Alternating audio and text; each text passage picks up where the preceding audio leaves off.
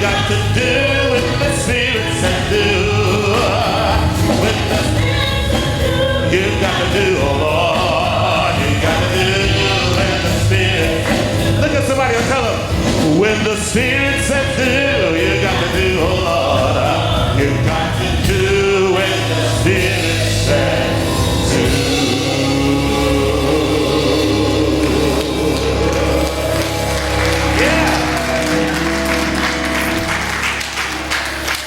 Well, I had planned to speak from the floor here to be less formal, you know, and just kind of be more engaging. But my wife just said, "Get over yourself. Get up in that pulpit."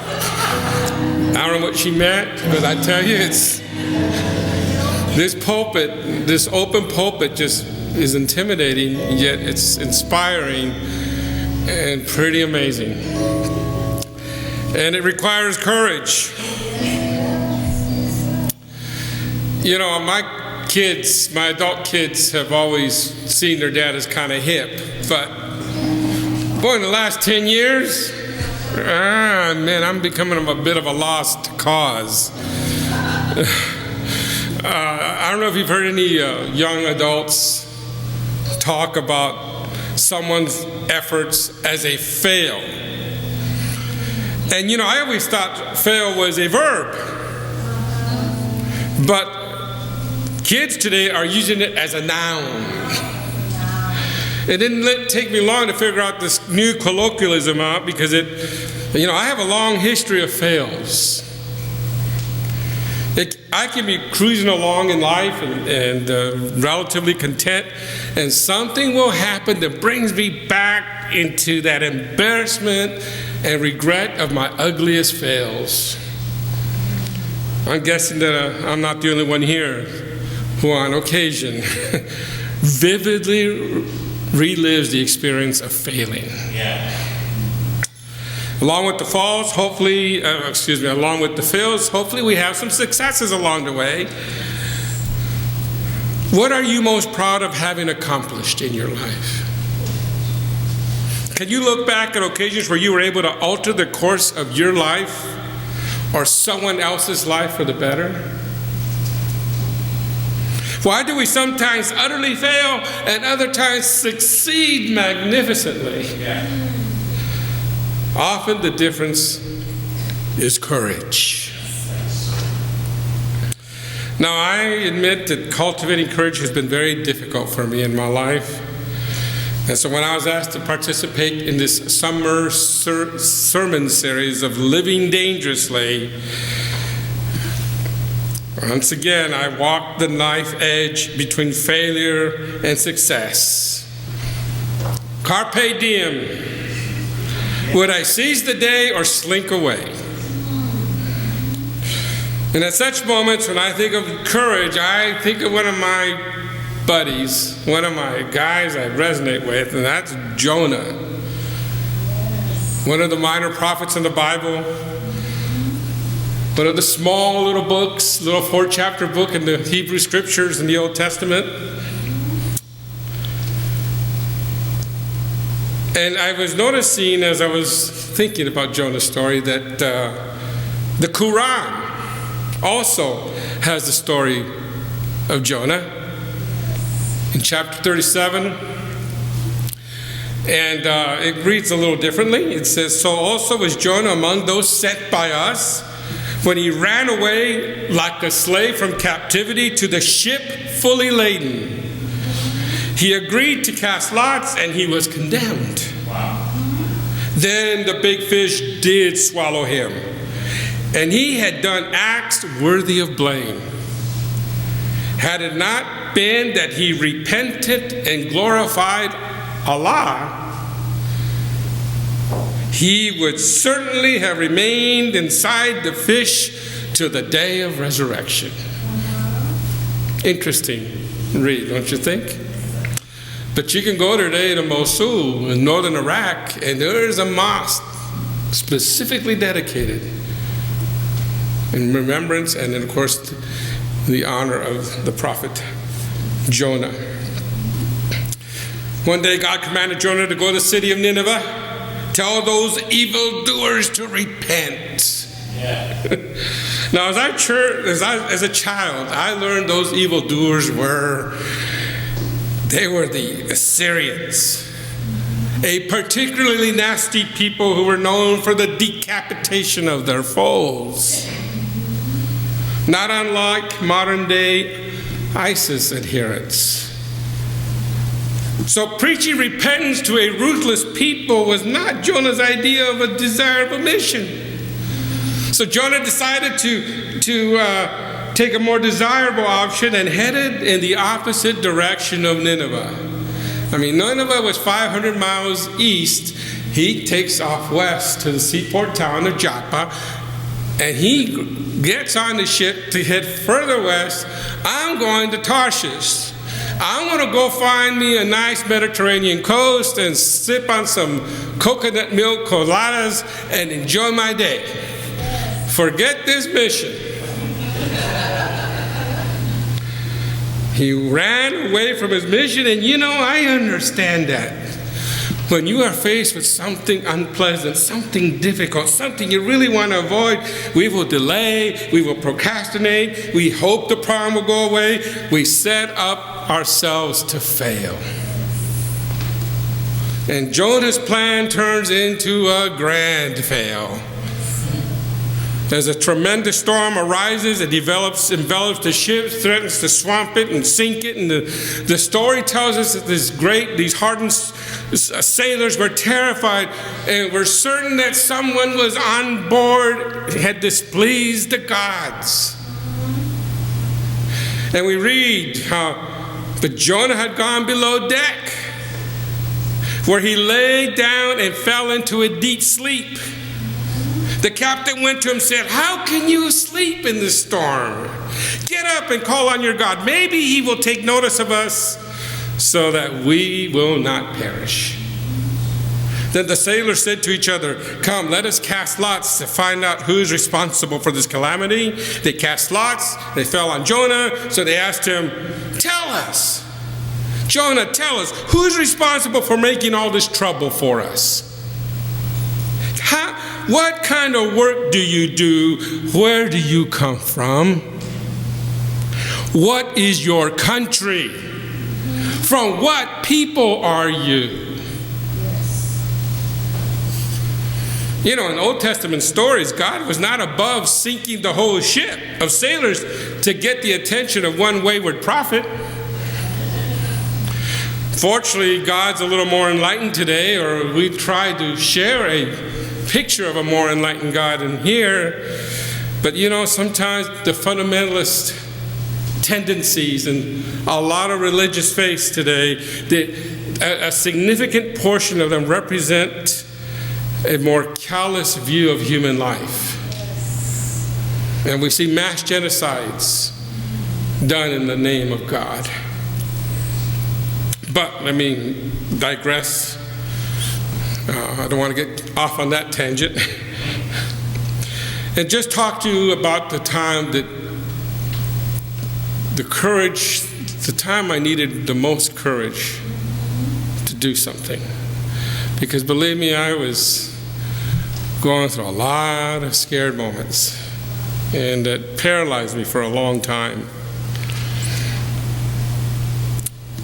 It happened about 20 years ago, and let me give you a little background. As a child, I followed my mom into the Adventist faith, a faith that gave us a lot of security and hope. And in the chaotic world she was experiencing, it made a lot of sense to her. It made a lot of sense to us as children. We needed some kind of structure in our lives. And within the walls of this faith, they had a very rational message and an invitation to prepare for the imminent heavenly kingdom. We joined the Seventh-day Adventist Church, and that decision was confirmed not too long after that. In fact, the morning of February 9, 1971. Wow. I vividly remember shortly after my baptism that along one of the journals, you know how we have the UU World? Well, the Seventh-day Adventist Church has the journal called Signs of the Times. And I remember as a child, seeing this, a drawing, a painting of the Golden Gate Bridge being rattled and falling into the Pacific Ocean. And it was just an amazing picture or painting. And I can remember that just after that, the powerful Sylmar earthquake hit. And I lived 5 miles away from Sylmar. And that early morning, the horrendous terror that gripped our everybody in LA, but in our home, and we heard all the dishes falling to the floor and the noise and the walls falling down and just running, all the screamings and this fright in our family. And I just, it just really was till this day is the scariest day of my life.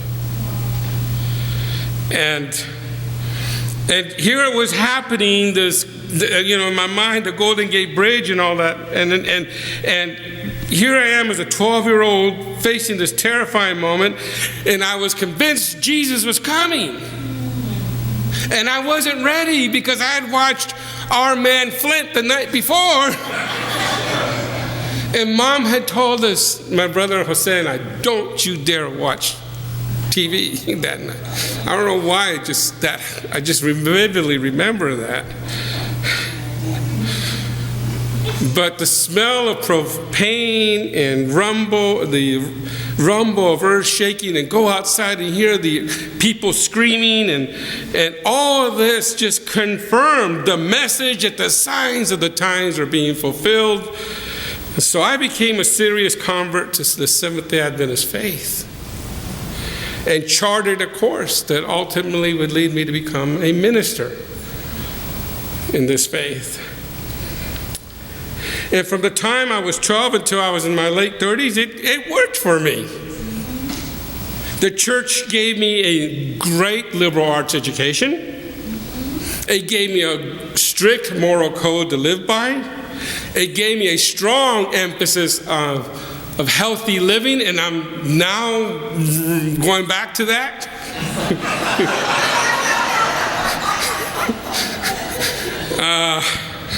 It also gave me a Sabbath observing community, and it gave me a firm common ground with my family.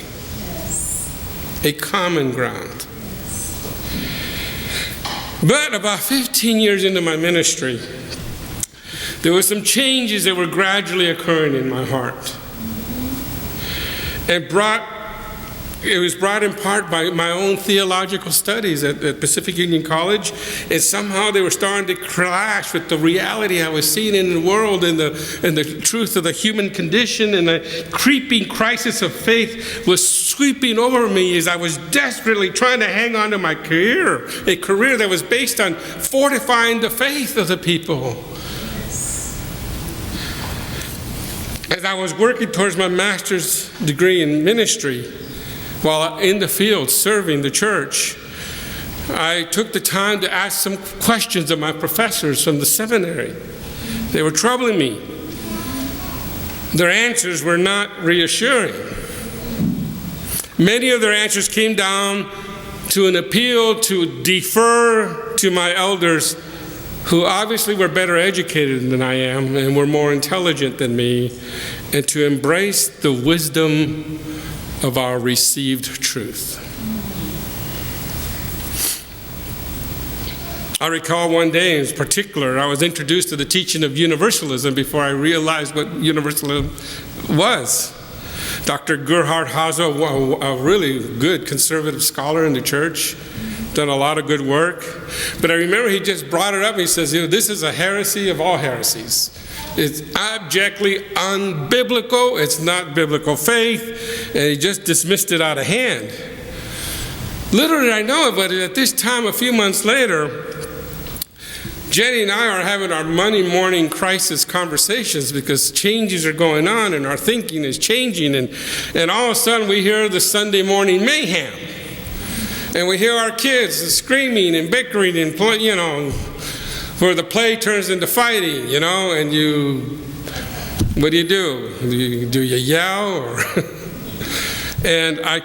but I can remember some crazy thought flashed in my mind. And that was simply this: no matter how aggrieved I was, there was no way that I could ever conceive that I could annihilate my children. You know, my love for my flawed children, my love for them would always be greater than any offense they could commit. So, you know, when I hear Bishop Pearson, how he saw the children of Africa, and this question stirred in his mind. It was my own children that did the same thing. You know, how do you deal with this? It led me to question the concept of hell and the limits of God's hell as taught in Orthodox Christian theology. I didn't ask for it. I didn't seek it. It just came in all on its own. And so as this time, you know, as these questions are emerging, I'm going to study all the classes I slept through in college. And I started reading history, psychology, and theology, and I started reading everything because I needed some answers. I read about the great schism in the 12th century that divided the church over the issue of transubstantiation. Can you imagine the whole church at the time split into east and west over whether Jesus, when we eat the bread, is that the real flesh or is it a representation of the flesh? Boom, a split. And you know, there's 34,000 splits today of the Christian experience, of the Christian faith that traces its lineage all the way back to the original church. For Christ said, upon this rock, Peter, I shall build my church. 34,000.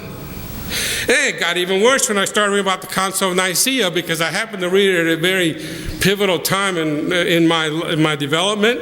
But if you've ever read the Council of Nicaea and you read about Athanasius and the kangaroo courts and like an impeachment proceeding that was going on as they were trying to solve the conundrum of Jacob Arminius, who challenged the church and said, you know, if we expect to be holy and follow the example, well, then Jesus was he was human. If you make him God, then we shouldn't follow it because none of us have divinity to help us overcome sin. Well, how do you reconcile that when the Scripture clearly has the Trinitarian formula of God, Father, Son, and Holy Spirit? And so the council was called to settle the dispute whether Jesus is fully God or fully human. It was causing a great theological rift. The empire was just going through a lot of upheaval, and there was a lot of political and governance problems.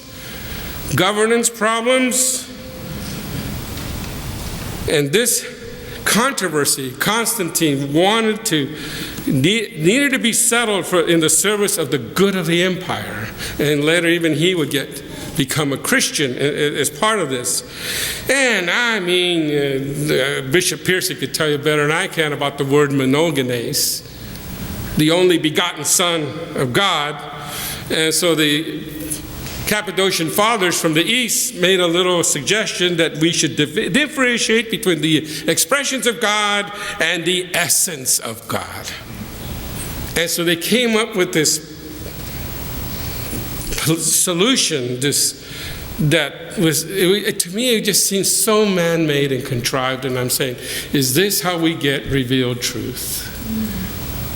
I mean, the Nicene Creed is the one thing any Christian could agree to. Jesus, born of a virgin, Son of God, vicarious substitution, raised from the dead, sits at the right hand of God. I mean, who can disagree with that? But also the idea, the promise, what were we going to do with this Jesus who was God himself? And you know, we've never been able to really solve the mystery of God. But I can still remember that was such a it just reminded me of what was going on at that moment in our national life when President Clinton was being impeached. Do you remember how that was? Those of you can remember? It was the first time I was taking interest in politics, and it wasn't pretty. So when I realized I was no longer a Christian, as defined by the Nicene Creed, much less an Adventist, I was in a deep crisis because of the disconnect between my evolving theology and my need for a stable career, my security, and my social belonging. I love my church. I love the people I served. I devoted all my professional life to the church, to the education. I was in a community I was familiar with. It was a community that I had been nurtured by. It was part of my spiritual journey, but I had to keep my doubts to myself. Ever had to do that?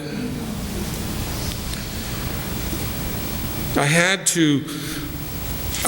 felt that my church would not encourage the deep questioning I was going through, and I was worried if they really knew what I was thinking, they'd have, some might react too strongly and get rid of me right there and then.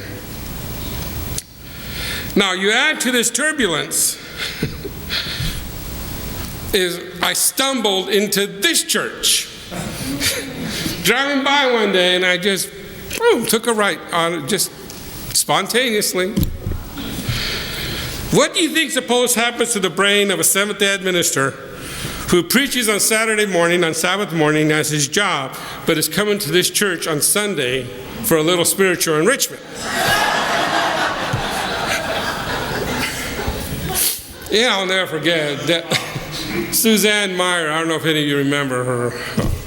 To have a lady preaching in the pulpit and preach with such power, conviction, where she engaged my intellect as well as my heart and stirred my heart with a message of love. I was in tears, and I've not stopped coming since then.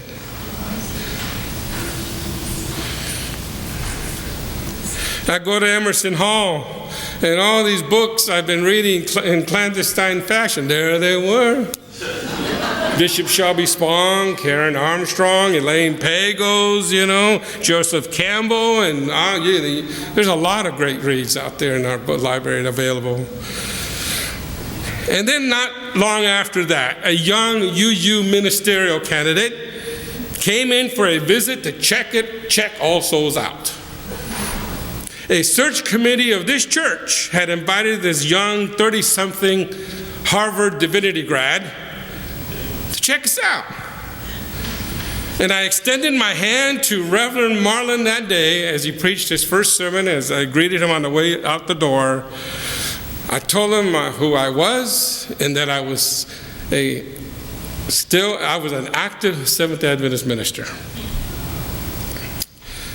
And I can remember how Marlon extended his hand with a knowing gleam in his eye. And he just looked me in the eye and just said, "What are you doing in the house of Satan?"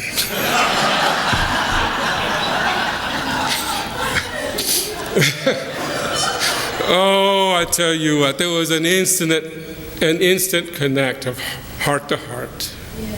I felt so embraced, fully accepted.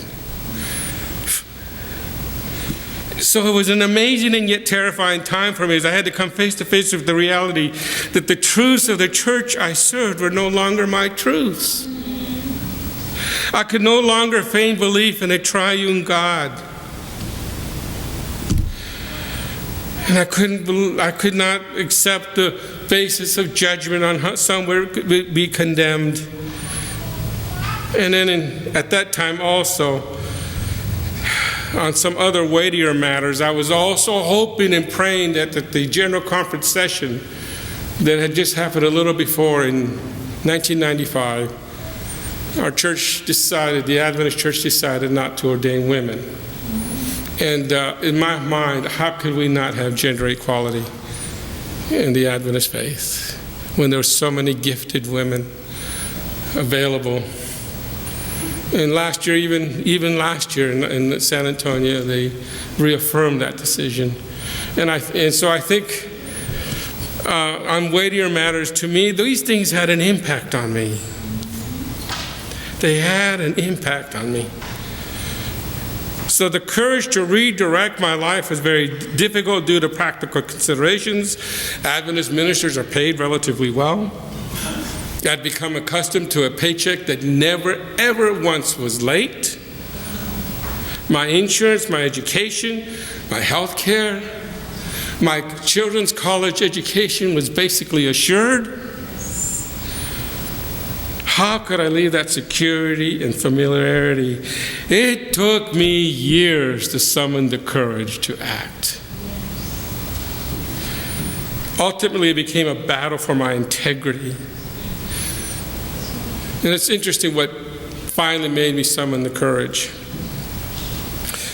Those last few years, I could not participate in indoctrination classes because there was very little I could enthusiastically support. Now, I was very careful not to destroy or undermine the faith, but I let my laity loose and just let me know how I can help. Kind of just coaching them from behind the scenes. I was working in the Spanish church. The church had given me a chance to get my stuff together, maybe salvage my career.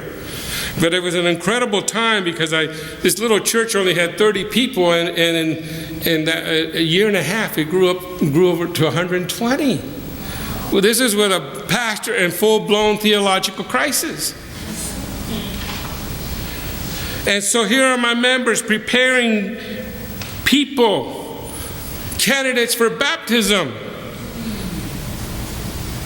And I needed to go through the motions of immersion baptism, fully immersing them. And I can remember it was particular Sabbath, baptized a lot of people. So that I was, at that point, the leading soul winner that year for in this conference at that time. It wasn't me, it was my people. And we had an invited artist to sing, and boy, it was a major successful run, a fundraiser. It was one of those high Sabbaths, kind of like these high Sundays we have here. A major, everyone was happy. People telling me, Louie, God used you today. It was and inside I had to tell you my inner struggle. I was feeling miserable. I could not enjoy. I could not participate in what they were feeling. The following day, I drove to Wewoka and met with our Adventist leader who extended the call for me to serve here, and I tendered my resignation. It's quite frightening. Every bit of courage I could muster to let go, to take that step. I could say, and I would say, that subsequent to this, me and mine have lived happily ever after, but that's for Disney movies. There was a huge and beneficial turning point in my life. Much of it also is due to the space I have found here to be authentic, to be in communion with you, to find fellowship, and rehabilitate me in a way so now that I can reconnect with my Christian roots because I have experienced God here like I never have. The music, the joy, and it's amazing that, in particular, this service. You know, I was kind of angry for a while there at anything that was Christian. But no, there is a love beyond belief in being like Jesus, in doing like Jesus. Anyone seen the movie that We Bought a Zoo? A few? Okay. I'm going to have to skip a few things and just get to this point and this wonderful moment in this movie. It's a movie about a widowed father played by Matt Damon, who has a 7-year-old daughter and an adolescent boy who are all grieving the loss of mom.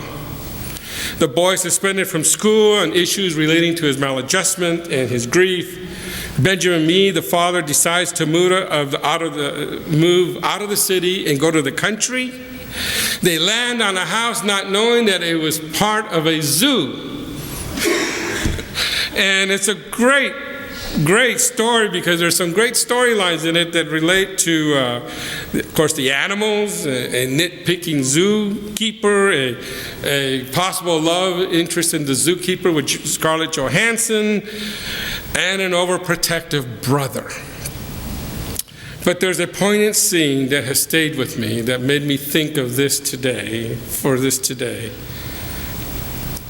And that there's a brief dialogue when the boy tells his dad about a dying tiger. Dad, you've done all you can. And his dad, of course, wants to reach out to his son about a young girl he befriended.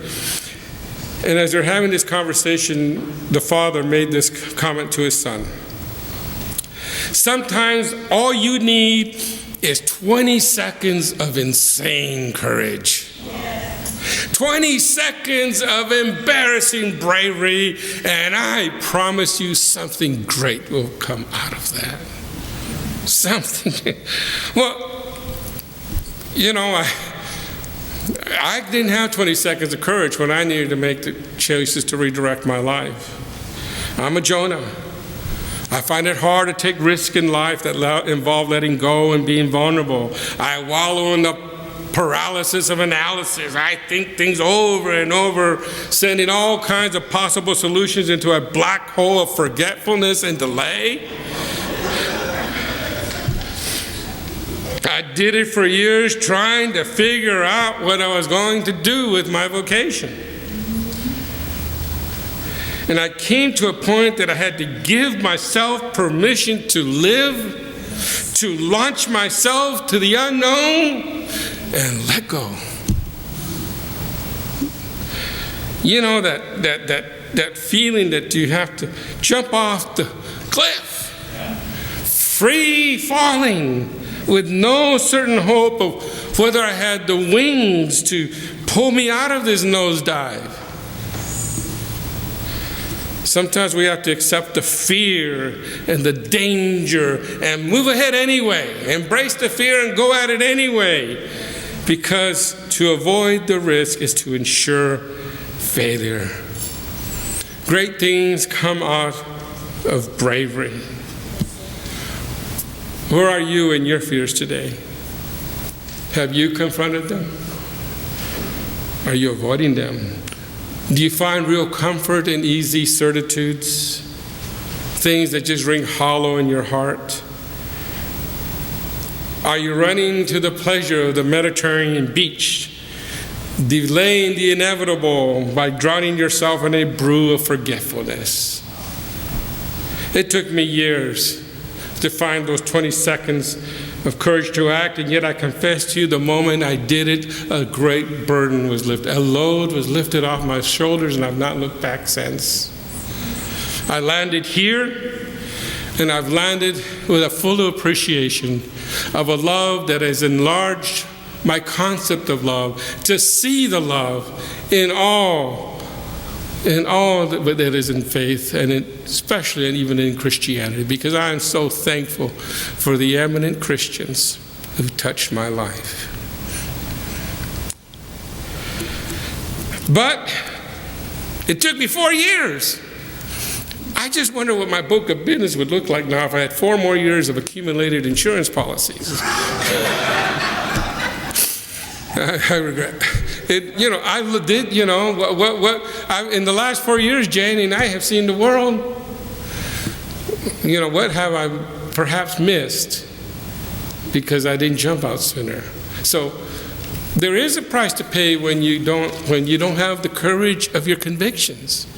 You may lose out on something, but I'm not going to lament what I don't have, and I want to always be focused on what I do have.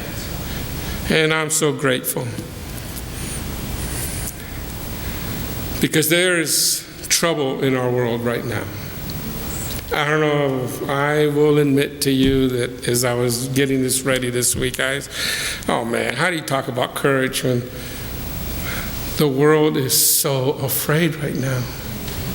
the upheaval that we're seeing is just beyond. People's fears are being stoked by emotionalism, by religious leaders and political leaders who are trying to give platitudes and easy solutions that only divide us and not really solve the problem. So my heart has been broken to see that in a mass killing in our LGBTQ community in Orlando, that a minister was lamenting the fact that the guy hadn't finished a job. He wished he had been all wiped out, all of those sodomites. And I look at people who are making tremendous political decisions based on fear. In that passage that I read there with Jonah, it's amazing how it somehow fits. Tell us who's responsible for making all this trouble for us. What kind of work do you do? Where do you come from? What is your country? From what people are you? I'm a son of an immigrant. Never in my life could I've ever foreseen that the immigrant would be the scapegoat for so much of the world's ills right now. It's getting ridiculous. I want to get that t-shirt that says, "Relax, gringo, I'm legal."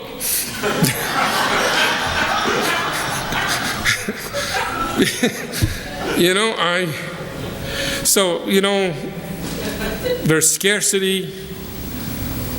There's people are afraid, and I just feel like I need 20 seconds of courage to see the good in people. I need 20 seconds of courage to surrender to the love that is beyond all belief. I need 20 seconds of courage to see the light, to illuminate our path, to let go, to know that I don't control outcomes. I need courage to continue a journey of truth no matter where it takes me. I need courage to pray for my nation, for my planet. And I need courage to sing a new song of hope with people not of my faith. To be busted wide open, to let love come on in, to let the spirit of love possess me, and to live in a spirit of gratitude. Ultimately, I just want to abide and summon the courage to live by the covenant of our faith in this church, to dwell together in peace, to seek the truth in love, and to help one another. Thank you.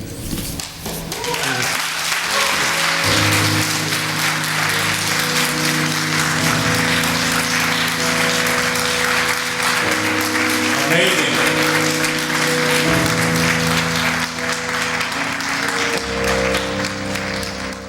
We are your church, and we are proud to be your church, or at least a church that's having a positive impact on your life.